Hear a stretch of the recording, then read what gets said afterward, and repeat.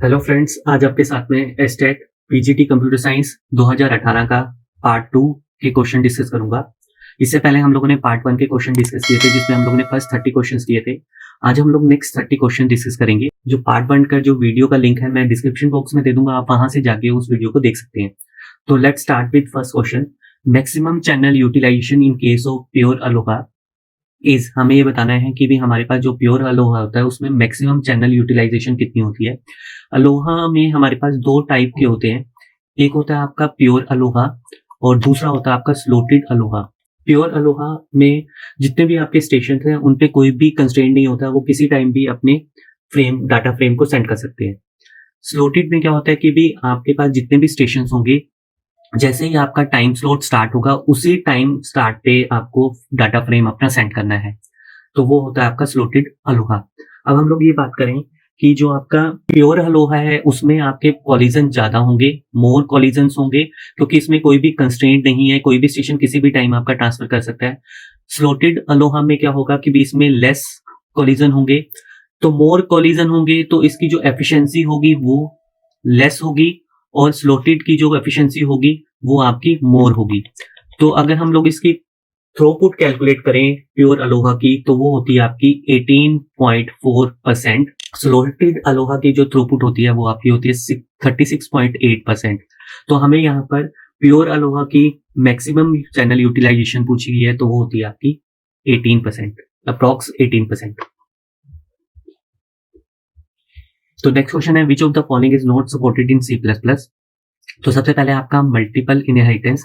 Multiple inheritance में क्या होता है कि आपके पास एक से ज्यादा बेस क्लास होती है जिसके थ्रू आप ड्राइव क्लास क्रिएट करते हो, तो वो होती है आपकी मल्टीपल इनहेरिटेंस। तो C++ में आपकी मल्टीपल इनहेरिटेंस होती है, सपोर्ट करती है। उसी तरह से स्मार्ट पॉइंटर बेसिकली आपकी मेमोरी को रीएलोकेट करने के लिए, आपकी मेमोरी अगर कहीं जगह मल्टीपल मेमोरी लोकेशंस पे आपकी एलोकेट हुई है तो उसको रीएलोकेट करने के लिए हमें स्मार्ट पॉइंटर की रिक्वायरमेंट होती है। जब वो मेमोरी आपकी यूज में नहीं होती है तो स्मार्ट पॉइंटर क्या करता है, उसको ऑटोमेटिकली आपकी डी एलोकेट कर देता है। तो आपका स्मार्ट पॉइंटर भी C++ में सपोर्ट करता है। उसके बाद है वर्चुअल डिस्ट्रक्टर, ये भी आपका इनहेरिटेंस में हम लोग यूज करते हैं।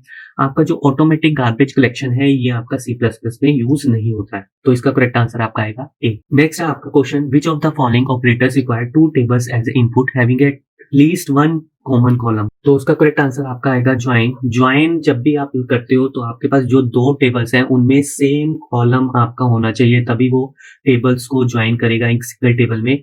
सिलेक्ट जो होता है उसमें हमें रोज की वैल्यूज को शो कराना होता है। प्रोजेक्शंस में हमें कॉलम्स को प्रोजेक्ट कराना होता है, मतलब शो कराना होता है। कार्टेशियन प्रोजेक्ट जो है उसमें हमें कोई भी कॉलम्स की रिक्वायरमेंट नहीं होती है, कॉमन कॉलम की रिक्वायरमेंट नहीं होती है, तो इसका करेक्ट आंसर आएगा आपका ज्वाइन।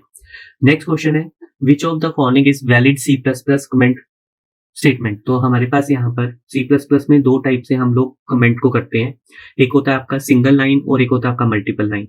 सिंगल लाइन के लिए हम लोग डबल स्लैश का यूज करते हैं और सिंगल लाइन के लिए हम लोग स्लैश स्टार, देन उसके बाद जो भी हमने स्टेटमेंट को कमेंट में डालना है उस स्टेटमेंट को लिखते हैं, देन उसके बाद स्टार एंड उसको क्लोज करते हैं स्लैश को।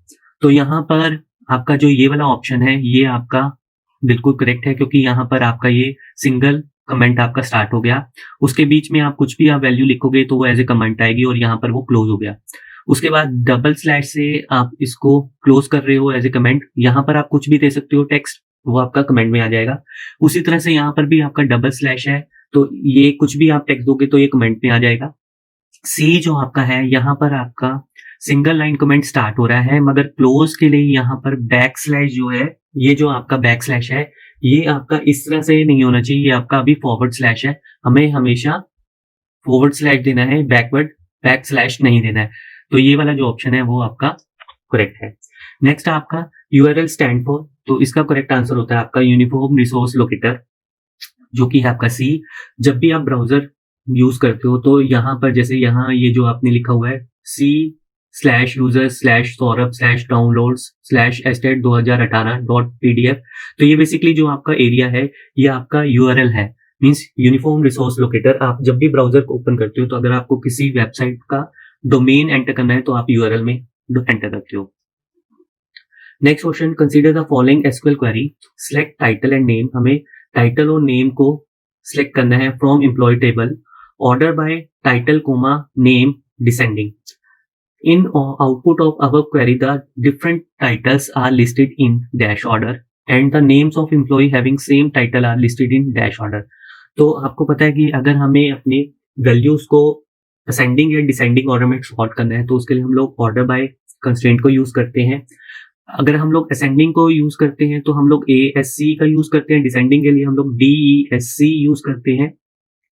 मगर यहाँ पर आपको दोनों को ऑर्डर करना है तो यहाँ पर आपका कोई भी ऑर्डरिंग टेंशन नहीं है। बाय डिफॉल्ट आपकी जो होती है वो असेंडिंग ऑर्डर होता है, और अगर हमें डिसेंडिंग ऑर्डर करना है तो उसके लिए हम लोग यहाँ पर मेंशन करते हैं।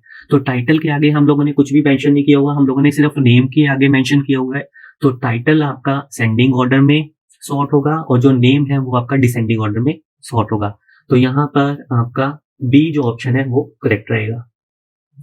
Next question, match the following. तो हमें ये बताना है कि भी इसमें आपका जो ए है वो इस वाले कॉलम से मैच कौन कौन से उस वैल्यूज पे करते हैं। तो सबसे पहला है आपका UDP, जिसको हम लोग बोलते हैं यूजर डाटाग्राम प्रोटोकॉल। तो ये आपका कनेक्शन लेस ट्रांसपोर्ट प्रोटोकॉल है, ये आपका 4 से मैच कर रहा है। उसके बाद है OSPF, ये होता है आपका ओपन शॉर्टेस्ट पाथ फर्स्ट। तो ये आपका है interior gateway routing protocol. Next जो है आपका SMTP, ये आपका होता है सिंपल मेल ट्रांसफर प्रोटोकॉल। तो ये आप हम लोग मैसेज जो ट्रांसमिट करते हैं उसके लिए हम लोग यूज करते हैं, तो ये आपका मैसेज ट्रांसफर प्रोटोकॉल है। नेक्स्ट आपका है HDLC, ये होता है आपका high level data link control, ये आपका बिट ओरिएंटेड प्रोटोकॉल होता है। तो आपका जो फर्स्ट है वो 4 से मैच कर रहा है, मीन्स B और C में से ही हमें चेक करना पड़ेगा। उसके बाद जो B है वो आपका थर्ड के साथ मैच कर रहा है, ये भी आपका दोनों में मैच हो रहा है। उसके बाद जो थर्ड है वो आपका फर्स्ट के साथ मैच कर रहा है, तो इट मींस जो C है वो आपका करेक्ट आंसर है। Next question, the ER model describe data as. तो ER की जो फुल फॉर्म होती है वो होती है आपकी एंटिटी रिलेशन मॉडल। तो आपका जो ER मॉडल्स है वो सिर्फ एंटिटी को डिस्क्राइब नहीं करते हैं, एट्रीब्यूट को डिस्क्राइब नहीं करते हैं, वो हमेशा आपके एंटिटीज और उसके रिलेशंस और उसके एट्रीब्यूट्स को डिफाइन करने के लिए हम लोग यूज करते हैं। नेक्स्ट क्वेश्चन है, which of the following operator can not be applied to a pointer. हम लोग पॉइंटर पे कौन कौन से ऑपरेशन को परफॉर्म नहीं करा सकते हैं। तो इसका करेक्ट आंसर आपका आएगा नन ऑफ अबव, क्योंकि हम लोग पॉइंटर पे इंक्रीमेंट ऑपरेटर भी अप्लाई कर सकते हैं, डिक्रीमेंट ऑपरेटर भी अप्लाई कर सकते हैं, रिलेशन ऑपरेटर भी अप्लाई कर सकते हैं, और उसके साथ हम लोग सब्ट्रैक्शन और एडिशन भी परफॉर्म करा सकते हैं। तो फॉर एग्जांपल, सपोज आपके पास एक इंट x इक्वल्स टू 10 है, आपने एक वेरिएबल x लिया हुआ है जिसकी वैल्यू आपने 10 ली हुई है। उसके बाद आपने एक इंटीजर टाइप का पॉइंटर लिया हुआ है p। इस p में आपने इस x की एड्रेस को पॉइंट कराया हुआ है, और उसके बाद अगर हम लोग यहाँ मेमोरी की वे में ले तो आपके पास एक x वेरिएबल है, इस x वेरिएबल की 10 वैल्यू है, और सपोज ये आपका 2000 मेमोरी लोकेशन पे स्टोर है। उसी तरह से आपने एक पॉइंटर लिया हुआ है, इंटीजर पॉइंटर। इस इंटीजर पॉइंटर में उस x वेरिएबल का जो एड्रेस है वो आपका स्टोर है। अगर हम लोग यहाँ पर इस पॉइंटर को प्लस प्लस करें तो ये यहाँ पर आपका 2000 जो वैल्यू है इसमें 2001 नहीं होगा, क्योंकि इसमें आपका इस x वेरिएबल का मेमोरी लोकेशन आपकी स्टोर है। तो जब ये इंक्रीमेंट होगी तो ये आपका 2002 होगा, क्योंकि इंटीजर जो है वो आपका 2 बाइट मेमोरी में लेता है, तो यहाँ पर 2002 होगा। तो इंक्रीमेंट ऑपरेटर भी हम लोग यूज करते हैं। उसी तरह से अगर हम लोग p माइनस माइनस लें तो यहाँ पर आपका जो हो जाएगा वो होगा 1998 पे। तो हम लोग डिक्रीमेंट ऑपरेटर भी हम लोग अप्लाई करते हैं पॉइंटर पे। उसी तरह से अगर आपके पास दो पॉइंटर्स हैं p1 एंड p2, उसके बीच में अगर हम लोगों को रिलेशन फाइंड आउट करना है, लेस देन का, ग्रेटर देन का, या लेस देन इक्वल्स टू का, या ग्रेटर देन इक्वल्स टू का, या इक्वालिटी या नॉट इक्वल्स टू का, तो ये रिलेशन भी हम लोग इन दो पॉइंटर्स के बीच में फाइंड आउट कर सकते हैं। हम लोग कौन कौन से ऑपरेटर्स हम लोग अप्लाई नहीं कर सकते। हम लोग यहाँ पर स्टार मल्टीप्लाई ऑपरेटर अप्लाई नहीं कर सकते हैं पॉइंटर्स के बीच में, डिवाइड ऑपरेटर अप्लाई नहीं कर सकते हैं, मॉडुलस ऑपरेटर अप्लाई नहीं कर सकते हैं, और टिल्ट ऑपरेटर हम लोग अप्लाई नहीं कर सकते हैं। तो ये जो 4 ऑपरेटर्स हैं वो हम लोग अप्लाई नहीं कर सकते हैं पॉइंटर्स में। बाकी जितने भी आपके ऑपरेटर्स होते हैं वो हम लोग अप्लाई कर सकते हैं। नेक्स्ट क्वेश्चन है Boolean algebra is used for designing and analysing. तो हम लोग बुलियन अलजेब्रा को डिजिटल सर्किट के डिजाइन और एनालाइज करने के लिए यूज करते हैं। नेक्स्ट आपका ASCII स्टैंड फॉर, वो आपका होता है American standard code for information interchange. तो यहाँ पर ये नेशनल वर्ड अगर नहीं होगा, क्योंकि सब में नेशनल वर्ड दिया हुआ है, अगर ये नहीं होगा तो आपका जो बी वाला ऑप्शन है वो करेक्ट होगा, मगर यहाँ पर नेशनल वर्ड है तो यहाँ पर आपका डी ऑप्शन करेक्ट रहेगा। उसके बाद consider relation R A B C which of the following statement is not true according to influence rules for functional dependency. तो यहाँ पर हमें पहला ऑप्शन दिया हुआ है A equals to B and B equals to C, तो A equals to सी हो सकता है, ये आपका ट्रांजिटिव आपका रूल्स के अकॉर्डिंग हो गया। उसी तरह से if A B C equals to C then A equals to B and B equals to C. हम लोग यहाँ पर जो आपका suppose A equals to B C है, जो हमारा राइट हैंड है, उस पे राइट हैंड साइड पे जो वैल्यू है उसको हम लोग डीकम्पोज कर सकते हैं, मगर जो लेफ्ट हैंड साइड है उसको हम लोग डीकम्पोज नहीं कर सकते हैं। तो यहाँ पर हम लोग ए इक्वल्स टू बी या ए इक्वल्स टू सी कर सकते हैं, या हमारे पास बी सी इक्वल्स टू ए है तो हम लोग ऐसा नहीं कर सकते बी इक्वल्स टू ए या सी इक्वल्स टू ए, ये नहीं कर सकते, ये हमारा इनवैलिड होता है। तो यहाँ पर वही किया हुआ है कि भी इस ए बी को लेफ्ट हैंड साइड पे डिकम्पोज किया हुआ है, तो ये जो ऑप्शन है वो आपका इनकरेक्ट है, तो करेक्ट आंसर आपका बी रहेगा। नेक्स्ट ऑप्शन में जो दिया हुआ है A equals to B and A equals to C, तो हम लोगों ने इसे कंपोज कर दिया, मीन्स कंबाइन लिख दिया। उसी तरह से A equals to B then A C equals to B C, तो हम लोगों ने दोनों साइड सी सी से मल्टीप्लाई कर दिया, तो ये वाला भी ऑप्शन आपका करेक्ट है, तो आपका करेक्ट आंसर आपका आएगा बी। नेक्स्ट आपका है in HTML version 5 the declaration tag is used by the web browser to understand the version of HTML, तो इसका करेक्ट आंसर आपका आएगा A. Next question in C++ which of the following operator can not be overloaded. तो हम लोग कौन कौन से ऑपरेटर को ओवरलोड नहीं कर सकते हैं। सबसे पहले हम लोग डॉट ऑपरेटर को ओवरलोड नहीं कर सकते हैं, स्कोप रेजोल्यूशन ऑपरेटर को ओवरलोड नहीं कर सकते हैं, हम लोग यहाँ पर स्टार और एस्ट्रिक ऑपरेटर को हम लोग ओवरलोड नहीं कर सकते हैं, और कंडीशनल ऑपरेटर को ओवरलोड नहीं कर सकते हैं। तो इसमें हमारे पास ये वाला जो ऑप्शन है ये करेक्ट रहेगा, जो कि डॉट ऑपरेटर है। Next question in context C++ the process of individual copying each member of an object to the corresponding member of another object of the same class is known as copying, तो इसका correct answer आपका आएगा shallow। Next question choose most appropriate option consider that the GP and IP are declared as void star and int star, means हम लोग यहाँ पर दो pointer ले रहे हैं, एक तो void पॉइंटर ले रहे हैं और एक int pointer respectively in C++।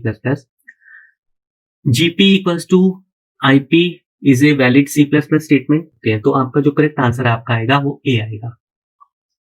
Next let for any relation R, IR represent operation insert into R and DR represent operation delete from R। Assume that a relation R has a foreign key that refers to a primary key of another relation R1, two operation that may cause violation of differential integrity constraint R। अब हम लोगों को यहाँ पर दो table create करनी है, एक हमें प्राइमरी की रखनी है और दूसरी हमें फॉरेन की रखनी है, तो हम लोग यहाँ पर दो टेबल क्रिएट करेंगे। सपोज यहाँ पर आपने वैल्यूज डाली हुई है, suppose roll number 1 2 3 A B C, उसी तरह से यहाँ पर भी आपने वैल्यूज डाली हुई है, teacher name A X Y Z, और कोर्स नंबर आपने डाला हुआ है 101 102 एंड 103। तो हमें ये बताना है कि भी जो आपका IR है वो इंसर्ट हम लोग कर रहे हैं रिलेशन में, और DR बेसिकली हम लोग उस रिलेशन में डिलीट कर रहे हैं। तो हमें ये बताना है कि भी कौन सा ऑप्शन जो है हमारा इस इंटीग्रिटी रेफरेंशियल इंटीग्रिटी को वायलेट कर रहा है। तो अगर हम लोग यहाँ पर वैल्यूज को इंसर्ट करें, सपोज हम लोगों ने फर्स्ट टेबल में कोई भी वैल्यू को इंसर्ट किया, तो उसका जो इफेक्ट है वो आपका दूसरी टेबल पे नहीं पड़ेगा। अगर हम लोग यहाँ पर जितनी मर्जी वैल्यूज को ऐड करते रहे, स्टूडेंट को ऐड करते रहे, तो उसका कोई भी वायलेशन नहीं होगा। तो मीन्स IR अगर हम लोग पहली वाली टेबल में इंसर्ट कर रहे हैं तो वो आपकी करेक्टली इंसर्ट हो रही है। उसी तरह से अगर हम लोग यहाँ पर दूसरी टेबल में हम लोग इंसर्ट करें, तो यहाँ पर हम लोग ये तभी इंसर्ट कर पाएंगे जब हम लोग पहली वाली टेबल में कुछ वैल्यू को इंसर्ट कर पाए, क्योंकि अगर हम लोग यहाँ पर वैल्यूज को ऐड करेंगे, क्योंकि हमें यहाँ पर इस वैल्यू को प्राइमरी की फर्स्ट टेबल का बनाना पड़ेगा और जो फॉरेन की है इसको भी हमें यहाँ पर लेना पड़ेगा। तो ये आपका इंसर्ट नहीं हो पाएगा ये, क्योंकि हमारा वायलेशन को इफेक्ट करेगा। तो आपका ये वाला जो ऑप्शन है ये आपका इनकरेक्ट रहेगा।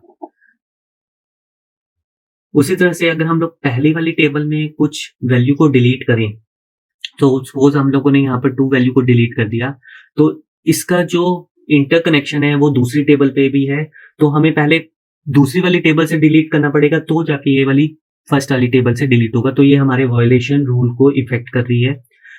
उसी तरह से अगर हम लोग दूसरी टेबल में डिलीट करें, तो यहाँ पर अगर हम लोग कुछ भी वैल्यू को डिलीट करें तो उसका जो इफेक्ट है वो फर्स्ट टेबल पे नहीं पड़ेगा। तो यहाँ पर आपका वायलेशन का कोई भी इफेक्ट नहीं आएगा। सिर्फ वायलेशन का जो इफेक्ट आ रहा है वो दूसरी टेबल में इंसर्शन पे आ रहा है, और जो पहली वाली टेबल है उस पे डिलीशन पे आ रहा है। तो इसका जो करेक्ट आंसर आपका आएगा वो आएगा आपका 4th डी। नेक्स्ट है आपका इन HTML link for email can be created using which of the following. तो हमें यहाँ पर एक ईमेल का लिंक क्रिएट करना है। तो ईमेल को लिंक क्रिएट करने के लिए पहले हम उसका हाइपर लिंक क्रिएट करेंगे। तो हाइपर लिंक क्रिएट करने के लिए हमें एंकर टैग की रिक्वायरमेंट है। तो यहाँ पर आपके पास C एंड D में एंकर टैग दिया हुआ है H रेफरेंस के थ्रू, मगर यहाँ पर ईमेल के लिए हम लोग यूज करते हैं मेल टू, क्योंकि हमें किसको मेल करनी है, जो आपका ईमेल आईडी होती है तो वो हम लोग मेल टू से रिप्रेजेंट करते हैं। तो इसका करेक्ट आंसर आपका आएगा C. Next question, which of the following is suitable tag for JavaScript in HTML। तो जब भी जावास्क्रिप्ट आप अपनी HTML में करते हो तो उसके लिए आप स्क्रिप्ट टैग का यूज करते हो। तो इसका करेक्ट आंसर आपका आएगा पी। नेक्स्ट है आपका A relation in which every non key attribute is fully functionally dependent on the primary key and which has no transitive dependency is use to be. तो इसका करेक्ट आंसर आपका आएगा 3NF। Next question, consider channel capacity in 100 Mbps means frame length is 1000 bits and average frame arrival rate is 5000 frames per second. Applying simple queuing theory, the main frame delay to send a frame onto the channel is। तो हमें यहाँ पर एक channel capacity दी हुई है, जो कि है आपकी 100 मिलीबिट पर सेकेंड। अगर हम लोग यहाँ पर इसको, क्योंकि हमें यहाँ पर बिट्स में बनाना है, तो हमें पहले इसको बिट्स में चेंज करना पड़ेगा। तो 100 मिली की होती है आपकी 10⁻⁶ बिट पर सेकेंड, तो ये हो जाएगा आपका 10⁸ बिट पर सेकेंड। उसके बाद आपको इसको हम लोग कैपेसिटी को C से रिप्रेजेंट करते हैं। उसी तरह से मीन फ्रेम लेंथ आपको दी हुई है, जिसको हम लोग 1/μ से रिप्रेजेंट करते हैं। तो ये आपको दिया हुआ है 10,000 बिट्स। उसी तरह से नेक्स्ट आपको दिया हुआ है अराइवल रेट, जिसको हम लोग लैम्डा से रिप्रेजेंट करते हैं। ये आपको दिया हुआ है 5000 फ्रेम्स पर सेकेंड। और आपका यहाँ पर दिया हुआ है कि हमें यहाँ पर मीन फ्रेम डिले निकालना है, means mean frame delay calculate करना है। तो उसका फॉर्मूला होता है आपके पास 1/μ C माइनस लैम्डा। तो यहाँ पर हम लोग इसको कैसे कैलकुलेट करेंगे, MFD मीन फ्रेम डिले। तो इस फॉर्मूले में हमें वैल्यूज को पुट करना है। हमारे पास सारी वैल्यूज गिवन है, तो हमें पहले म्यू की वैल्यू कैलकुलेट करनी है। तो म्यू की हमारे पास वैल्यू आएगी यहाँ पर, अगर हम लोग ये म्यू की वैल्यू है हमारे पास 1/μ की वैल्यू है 10,000 बिट्स। तो अगर हम लोग यहाँ पर नॉर्मल म्यू की वैल्यू कैलकुलेट करें तो ये आपकी माइनस में आ जाएगी। तो ये हो जाएगा आपका 10⁻⁻4 बिट्स। तो यहाँ पर हम लोग इस वैल्यू को पुट करें तो 10⁻⁻4 बिट्स, कैपेसिटी आपकी 10⁸ बिट्स पर सेकेंड, माइनस लैम्डा की वैल्यू है आपकी 5000 फ्रेम्स पर सेकेंड। तो जब हम लोग इसको कैलकुलेट करेंगे तो कैलकुलेट करने के बाद आपके पास यहाँ पर आएगा 0.2 10⁻⁻3 सेकेंड। तो यहाँ पर जब इस चेक करोगे तो ऑप्शन में ऐसा कोई वैल्यू नहीं है। यहाँ माइक्रो सेकेंड में दिया हुआ है, यहाँ पर भी माइक्रो सेकेंड में दिया हुआ है, यहाँ पर सेकेंड में दिया हुआ है, यहाँ मिली सेकेंड में दिया हुआ है।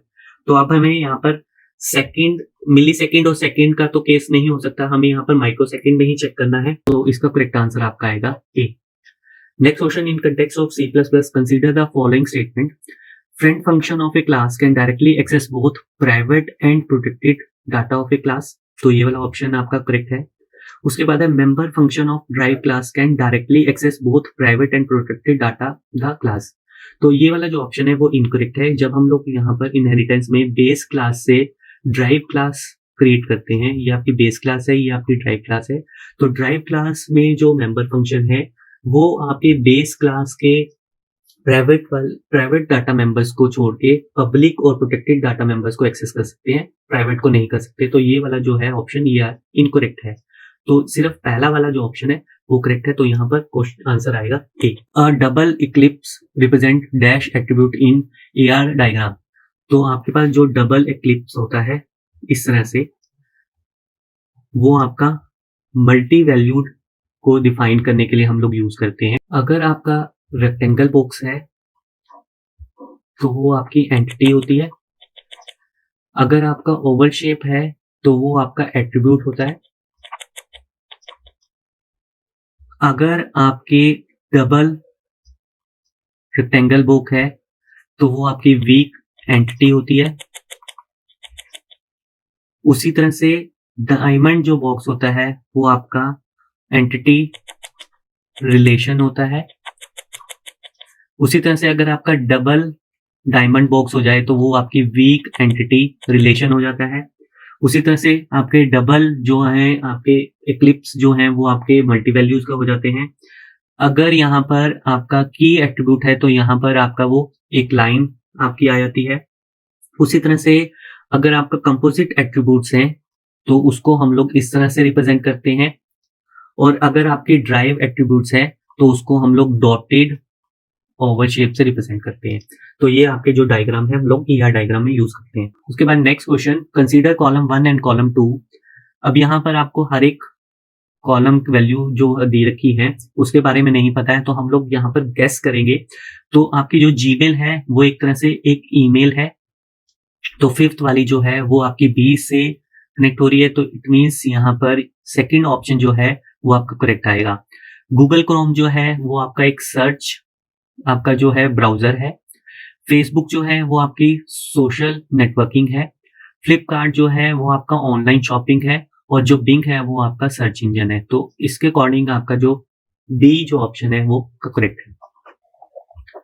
नेक्स्ट है आपका time complexity of merge sort algorithm and binary search algorithm are respectively. तो आपके पास जो सर्चिंग होती है वो आपके पास दो टाइप की होती है, एक तो लीनियर सर्च होती है और एक होती है आपकी बाइनरी सर्च।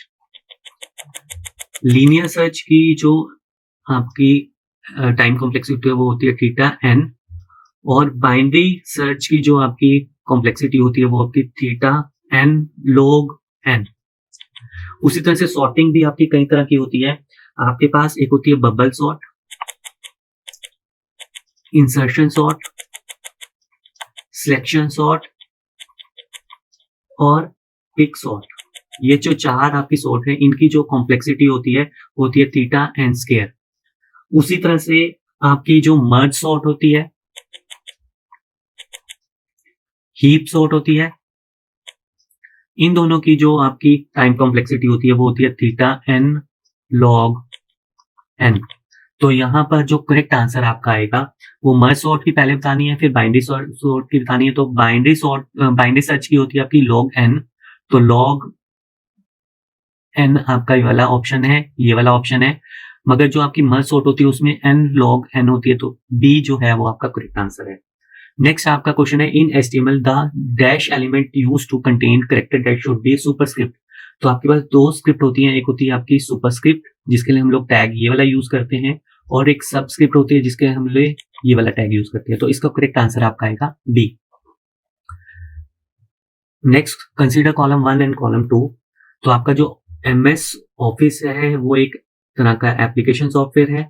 विंडो जो 10 है वो आपका एक ऑपरेटिंग सिस्टम है। विनजिप जो है वो आपका फाइल अचीवर एंड कंप्रेसर है। AVG जो है ये आपका एक एंटीवायरस है। NDLI जो है एक डिजिटल लाइब्रेरी है। तो इसके अकॉर्डिंग आपका जो करेक्ट ऑप्शन आएगा वो आएगा आपका डी।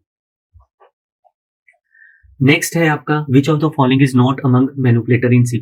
हमारे पास कई सारे मैनिपुलेटर्स होते हैं जो हम लोग C++ में यूज करते हैं।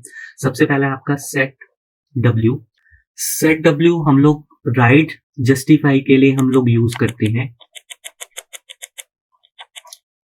हम लोग यहाँ पर सेट डब्ल्यू में विड्थ मेंशन करेंगे और उस विड्थ के अकॉर्डिंग आपका जो नंबर है वो आपका शो होगा। सपोज यहाँ पर मैं सेट डब्ल्यू 5 दे रहा हूं और एक मेरे पास नंबर है 1 2, तो आपके पास यहाँ पर जो ये नंबर का जो वैल्यू स्टार्ट होगी, तो पहले तो आपका सेट डब्ल्यू से 5 स्पेस आपके एलोकेट हो जाएंगे।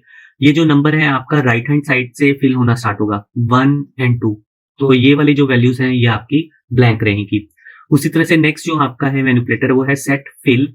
सेट फिल में आपका जो ये वाइट स्पेसेस हैं इसको आपको किस वैल्यू से फिल करना है। सपोज मुझे इसको स्टार से फिल करना है, तो आपके जो ये स्पेसेस हैं इसमें स्टार वैल्यूज आपकी फिल हो जाएगी। नेक्स्ट है आपका रीसेट iOS फ्लैग्स। अगर हमें यहाँ पर जो फ्लैग्स यूज करते हैं जिसको हम लोग पहले सेट करते हैं सेट iOS फ्लैग्स के थ्रू, तो अगर उस फ्लैग को अगर हमें रीसेट करना है तो हम लोग इस वाले ऑप्शन का यूज करते हैं। अनसेट कोई भी मैनिपुलेटर नहीं होता, तो इसका करेक्ट आंसर आपका आएगा D. Sometime a text is picture format is shown on certain web page and you ask to enter the same text in the text box. Such text box shown in picture format is known as, तो उसका correct answer आपका आएगा B. आपके पास एक तरह से picture format में आपको एक वैल्यू दी होती है या कई बार आपको डिजिट फॉर्म में दी होती है, टेक्स्ट फॉर्म में दी होती है, तो वो आपको एंटर करनी होती है, तो उसको हम लोग बोलते हैं कैप्चा। ओटीपी जो है वो आपका फोन पे आता है आपका यूजर ऑथेंटिकेट करने के लिए। क्यूआर कोड आपका इस तरह से एक बॉक्स की फॉर्म में आपको यहाँ पर वैल्यूज होती हैं, तो उसको हम लोग क्यूआर कोड बोलते हैं। लिंक, अगर आपको कोई लिंक क्रिएट करना है तो उसको हम लोग लिंक से यूज करते हैं। Next last question, IP address 10.231.241.1 belongs to which of the following class. तो हमारे पास 4 क्लास दी हुई है, class A, class B, class C and class D. जो आपकी क्लास ए की जो वैल्यू स्टार्ट होती है वो होती है 1.0.0.1 से लेके 26.25.255.254 तक। क्लास बी की जो रेंज होती है वो आपकी 128.1.0.1 से स्टार्ट होके 91.255.255.254। उसी तरह से क्लास सी की जो रेंज स्टार्ट होती है वो होती है 192.0.1.1 से लेके 223.255.255.254। उसी तरह से नेक्स्ट जो है आपका वो होते हैं आपके डी क्लास 224 से लेके 0.0.0 से लेके 239.255.255.255। तो ये हमारे class A B C D की रेंज है। तो यहाँ पर हमारे को 10 दिया हुआ है, तो 10 बेसिकली आपका 1 से लेके 126 के बीच में आएगा, जो कि आपका क्लास ए ऑप्शन रहेगा। आई होप आपको पार्ट 2 के क्वेश्चन भी समझ आए होंगे। Thank you.